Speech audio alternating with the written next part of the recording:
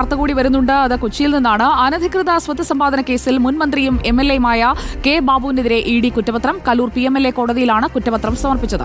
K ബാബുവിന്റെ പേരിലുള്ള 25.82 ലക്ഷത്തിന്റെ സ്വത്തുക്കൾ ED കണ്ടുകെട്ടിയിരുന്നു. SS ശരൺ നമുക്കൊപ്പം. Good evening SS Saran. കുറ്റപത്രം സമർപ്പിച്ചിരിക്കുന്നു. എന്തൊക്കെ കാര്യങ്ങളാണ് കുറ്റപത്രത്തിലുള്ളത്?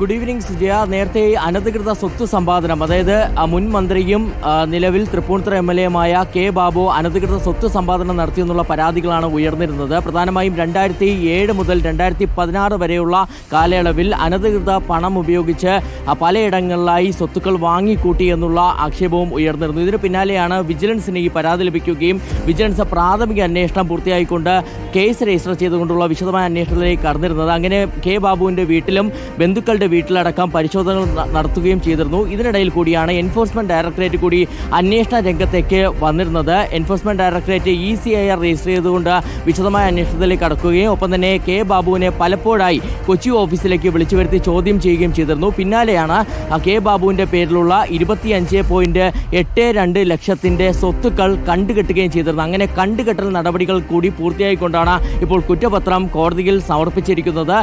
ഇന്നാണ് കലൂർ PMLA കോടതിയിൽ ഇത് സംബന്ധിച്ച കുറ്റപത്രം എൻഫോഴ്സ്മെന്റ് ഡയറക്ടറേറ്റ് സമർപ്പിച്ചത്.